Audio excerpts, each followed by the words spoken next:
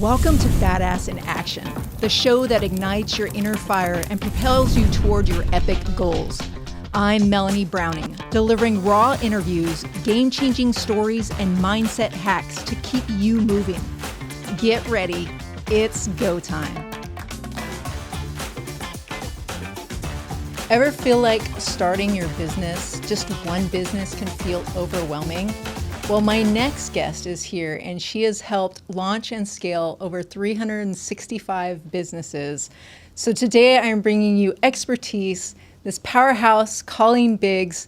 She's an author, a speaker, a coach, a mentor, a mother, so many wonderful things. Colleen, thank you so much for taking the time and joining me here today. I'm excited to be here. I love it when someone has a podcast and they've got guests that are able to assist their audience with what they, may be needing to hear. So it's always an honor. So thank you for reaching out to me. That's awesome.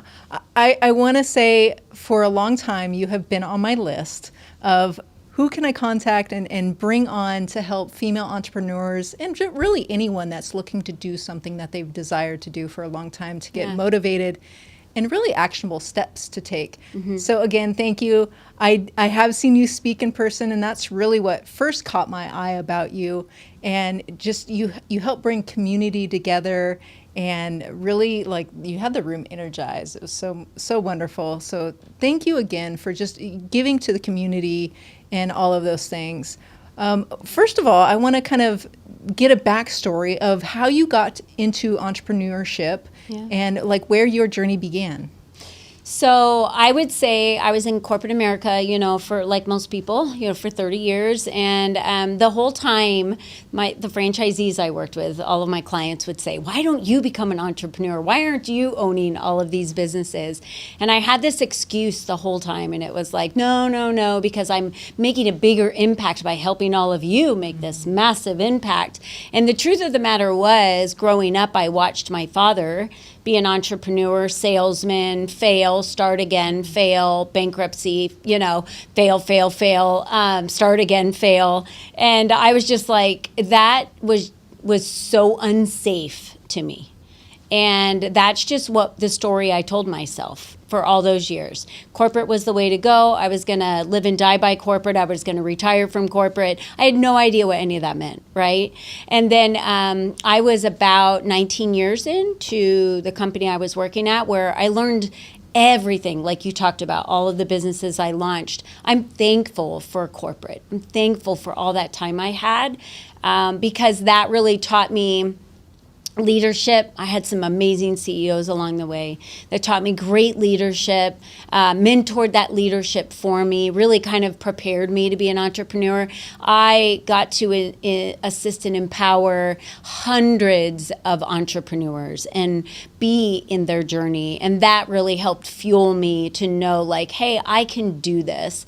We get in our own way, right? So I had to take that massive leap and say, it's time to leave corporate America and do my thing. And when I left, I was really nudged to start an organization for women. And I was like, what? I'm very faith-driven. So when I hear these promptings, I'm like, women, has to be women, of all things. And it was, and the blessing came in afterwards, right? When I really understood, looking back, like, wow, look at all the blessings that I've received. Look at all the lives that have been changed, including my own the most, through all of these amazing women, that I got to see women from a different perspective, of women that love, women that serve, women that have grit, women that love their families, women that want more for themselves and their children. And the women that I served with in corporate America, that's not who they were. Mm. And so I got to see another side of women that I just fell in love with. And so that was kind of my journey. I started the community, the organization. It was all about visibility, spotlights. I had a magazine component to it for a long time. And this was prior to COVID.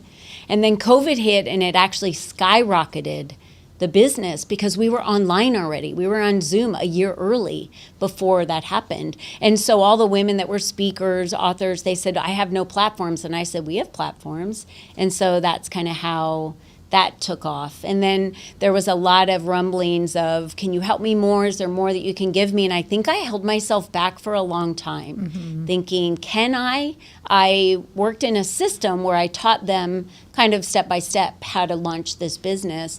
And I think in my head, the story was, but could I help them launch any business, or could I help them scale any business? And what I learned when I finally got over myself, right, and just put the word out there, like, is there any of you that need extra help? And it was overwhelming, the response of, yes, would you please help me?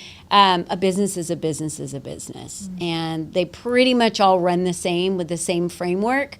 And I'm good at the framework. And that's what I learned. It was the framework of it that I really, I would say, thrived in, and understanding money coming in, money going out, understanding where they're leaving money on the table, what's not in their business that needs to be in their business, what they're doing wrong, what they could be doing different. And so any business, any female-run business I worked with, from website developers to attorneys to pharmacists to coaches, just kind of the whole gamut. And I love the idea of, a system, almost like, I think, especially in today's day and age, we love a plug and play. We love like answers.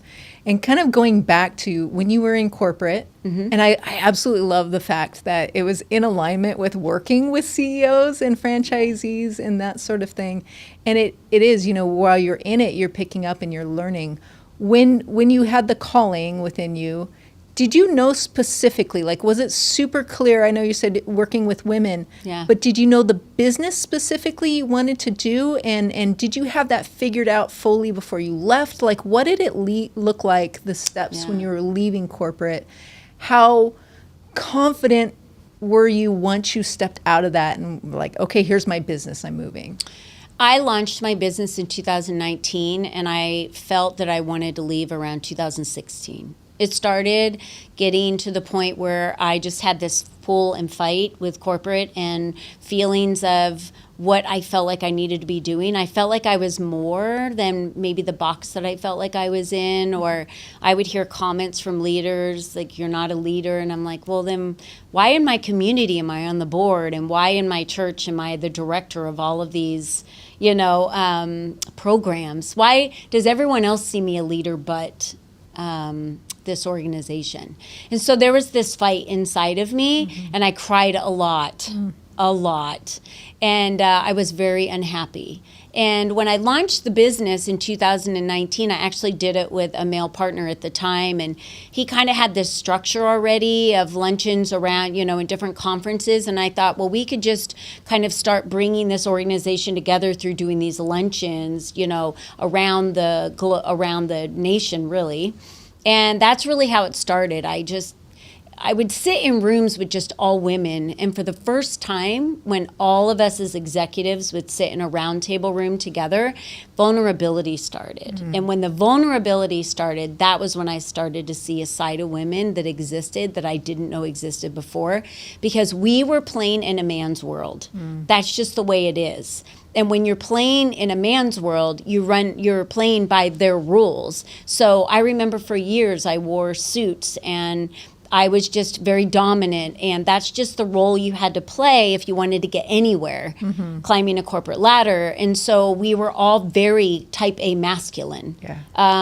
And so to feel the vulnerabilities of loss of children, loss of partners, the struggles they're having with their children, trying to keep it all together, that moment I was like, we all are feeling the same thing. We just don't tell anybody about it because that makes us look weak. And if I'm weak, I don't get promoted.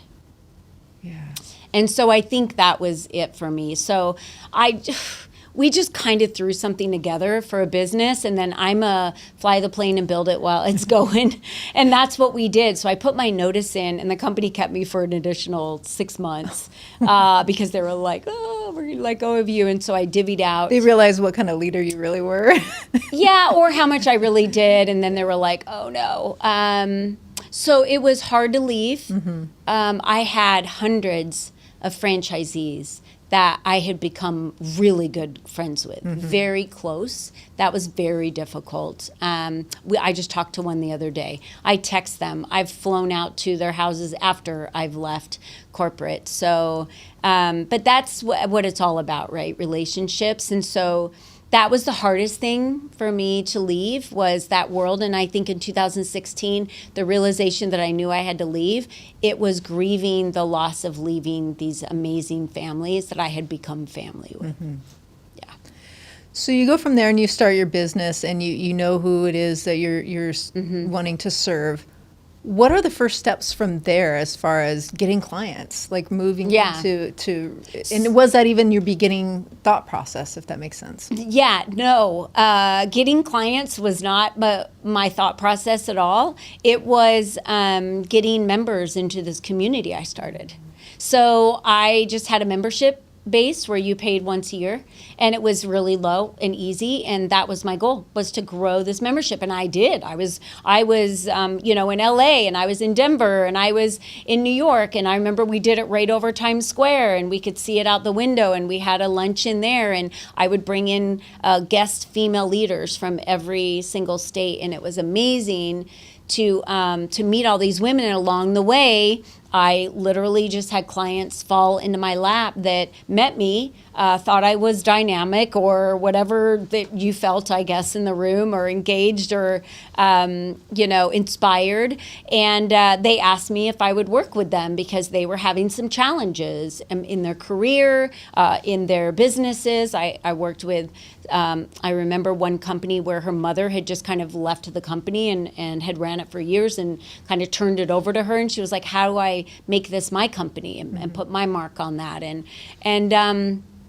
I don't think I really knew like exactly what I was going to do in that moment, but I never took on a client that I didn't feel in my heart that this was the right connection for me, and that I was going to be able to empower her to know what to do next. And that's really what it came down to, was just empowering her, maybe with some of my knowledge, but to get her to ask a lot of questions, to know what she needed to do next. And that's really how it started.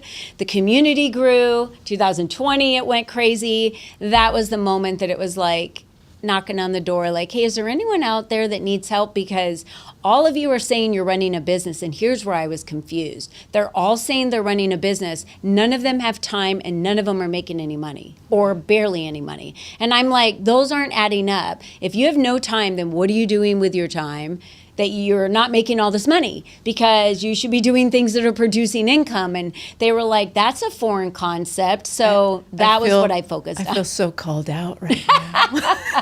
I will tell you that the number one thing I focus on is generating income. So the first thing I would say is, what are you doing with your time, and how much money do you make? And it was, I got down and personal and gritty with your finances, right? On how much money you're making. And if you're not making money, it's like, do you have a hobby? Do you not want to make money, or do you really want to make money? And if you do, are you willing to put the time in and kind of push on the accelerator for that to happen?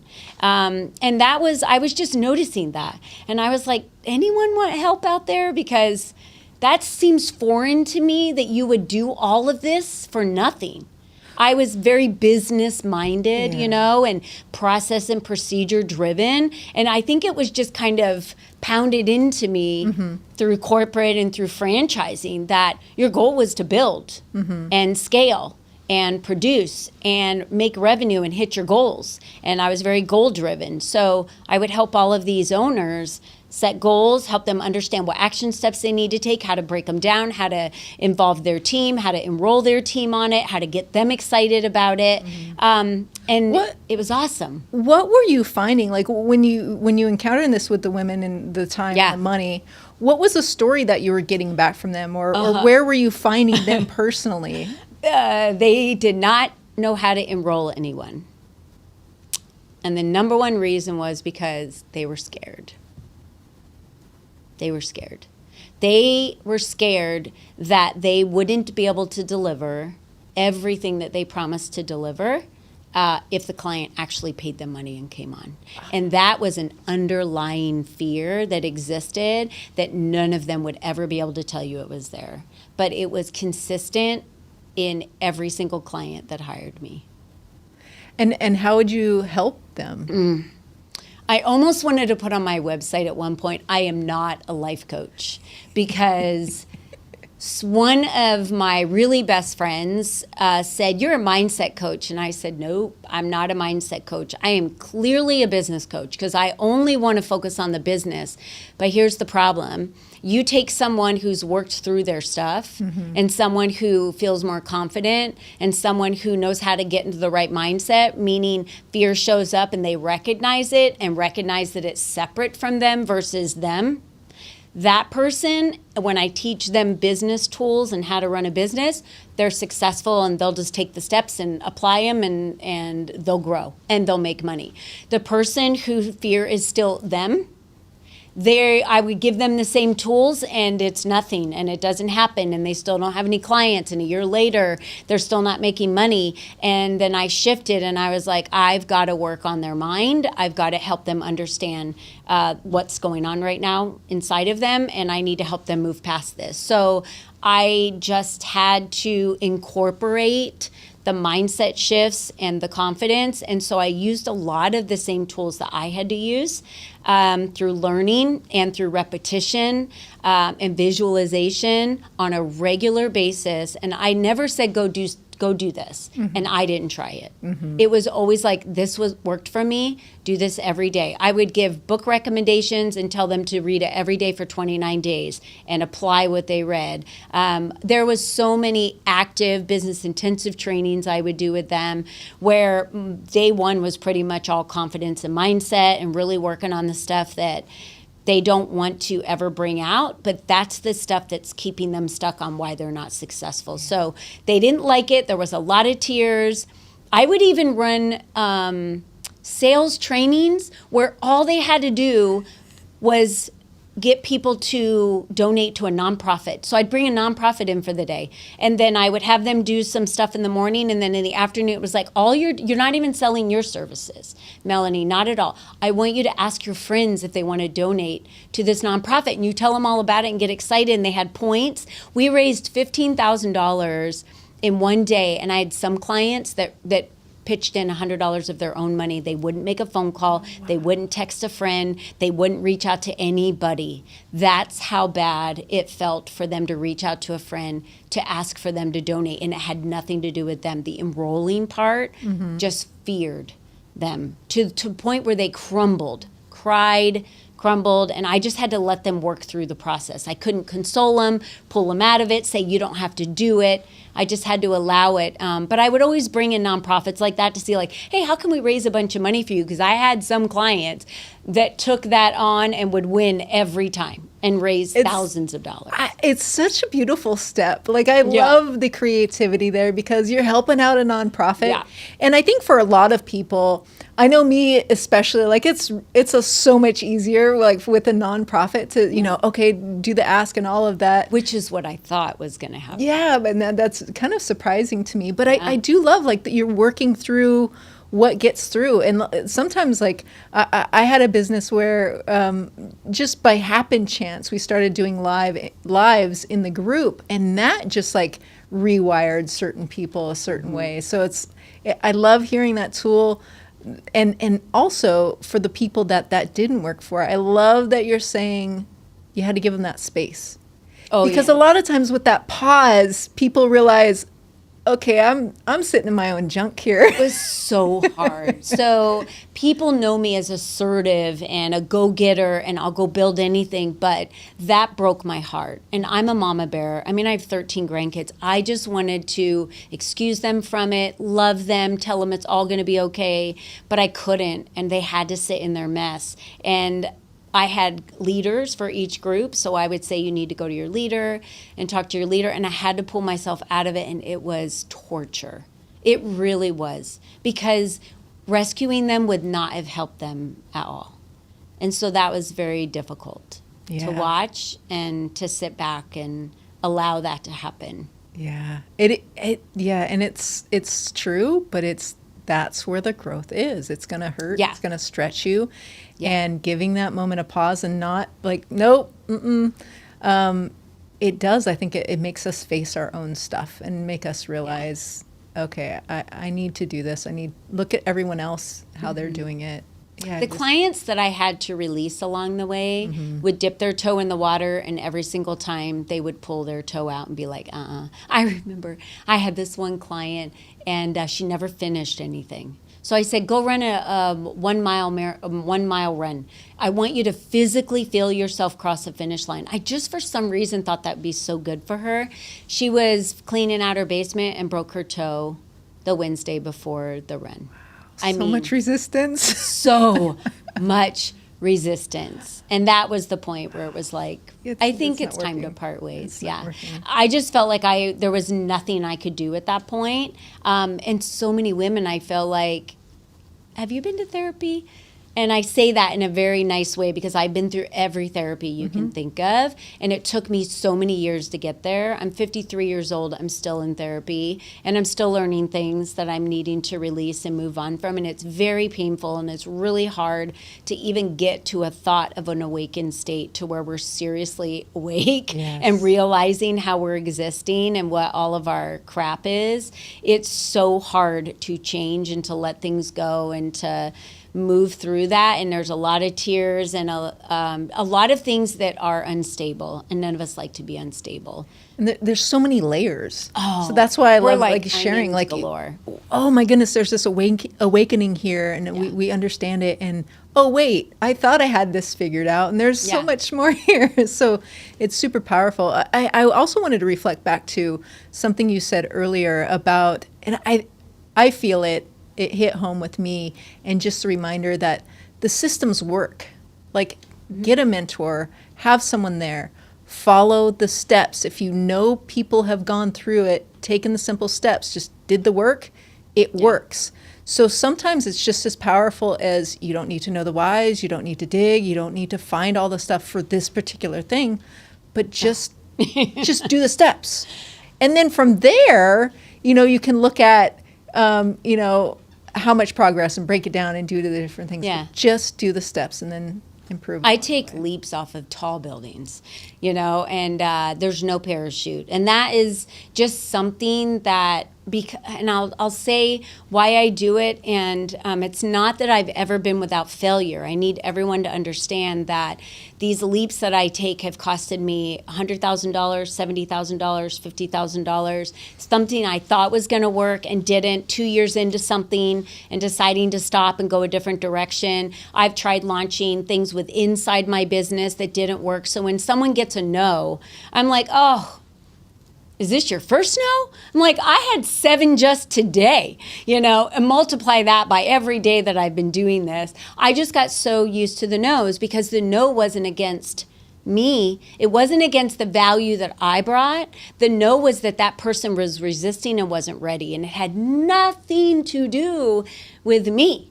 It had nothing. They didn't say no to me. They said no to whatever's going on over there. And that just saved you.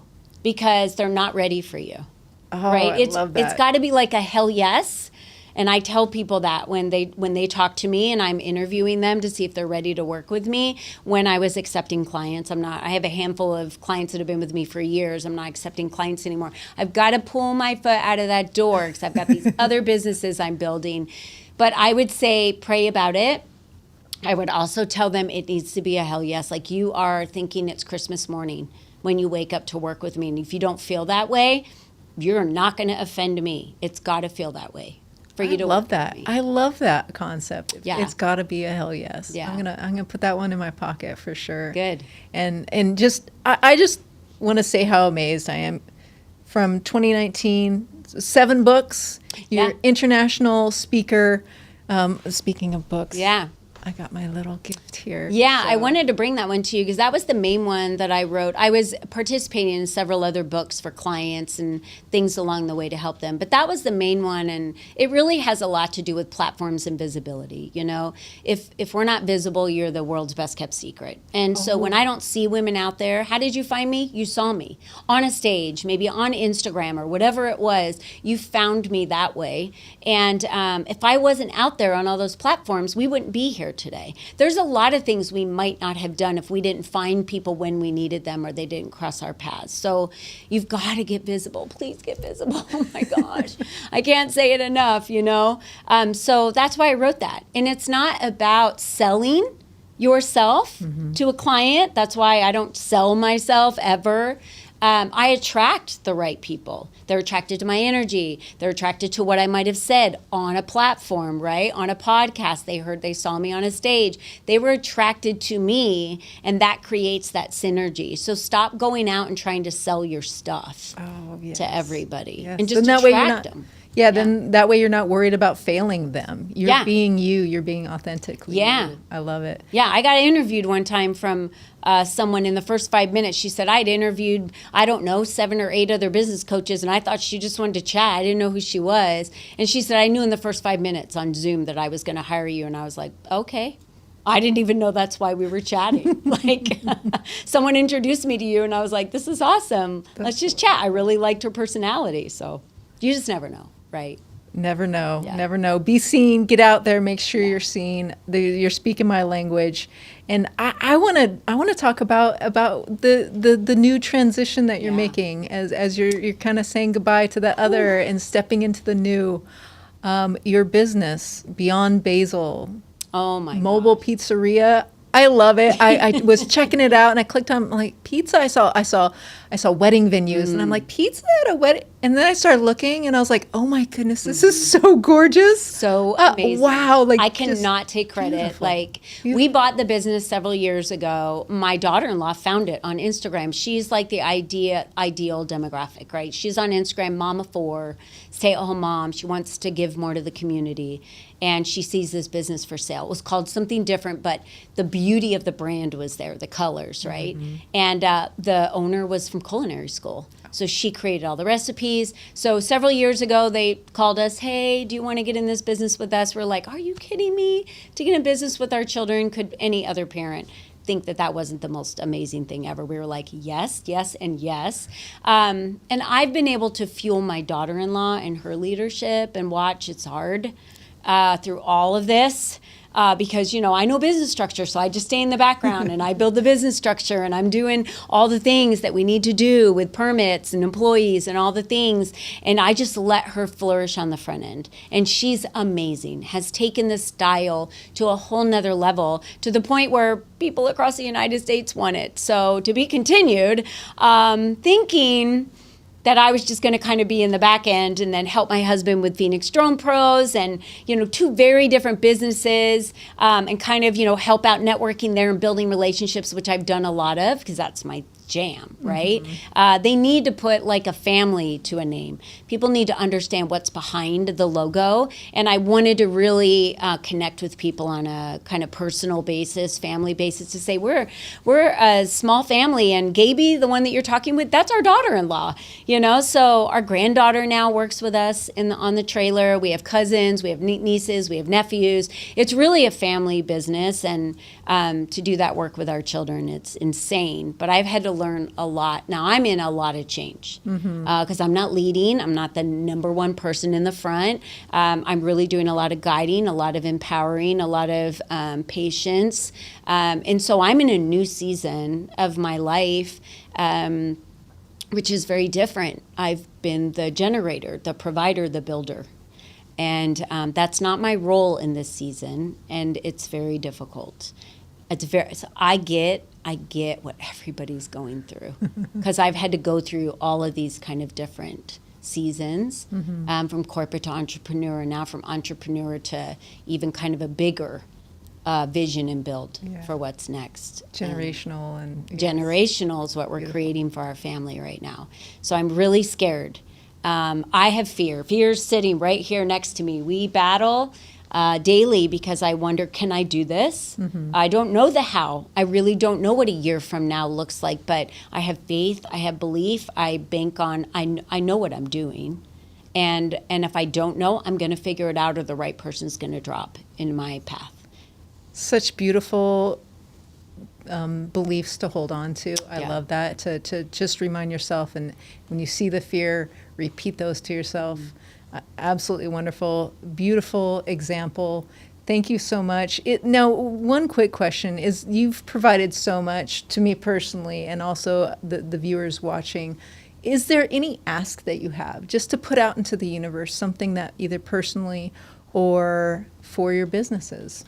Yeah, I would say to every female that's listening to this podcast, don't, I'm trying to think of the right word. Don't underestimate the power of what you have to give and the value of what you bring. So if you don't have a mentor today or someone that you're working with, invest in yourself. It's not debt, it's investing in yourself to getting someone in your corner on your journey to fuel your success. And this person should be only a few steps ahead of you, ready to fuel your success and assist you along the way.